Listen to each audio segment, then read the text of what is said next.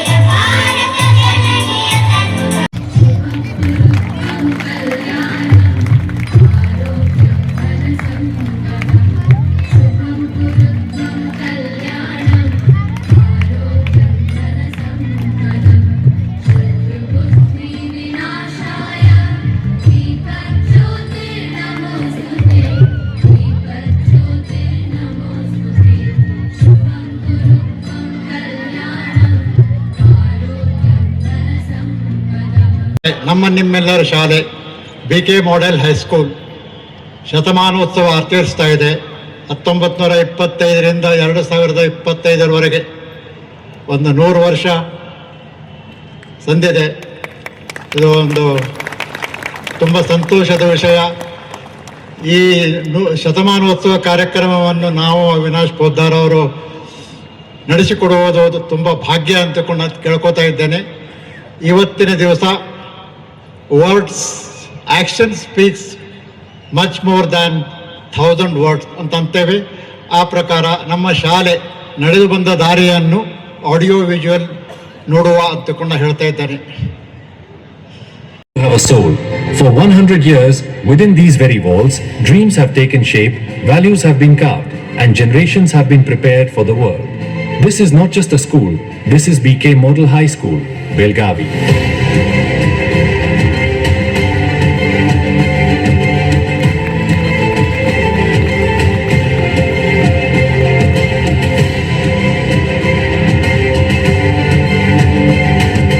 In the year 1925, when India was still finding her voice, 7 young visionaries dared to dream of an institution that would shape minds with discipline and values. On 2nd February 1925, in a modest rented building near Kapileshwar Road, close to the railway crossing, a quiet revolution in education began. 7 idealistic teachers came together, with a shared conviction to serve society through learning, giving birth to what was then known as the Model English School. Later, through the generous contribution of Shrimati Lakshmibai Bandopant Kulkarni, the school was renamed in the memory of her husband and became the proud BK Model High School, that is Bandopant Kulkarni High School.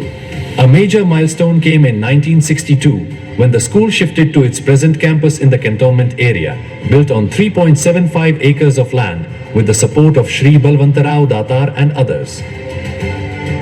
The journey of this institution reflects the journey of society itself. What began as a co-educational school, later transformed into separate institutions, Ushatai Gopte Girls High School and BK Model as a boys' school.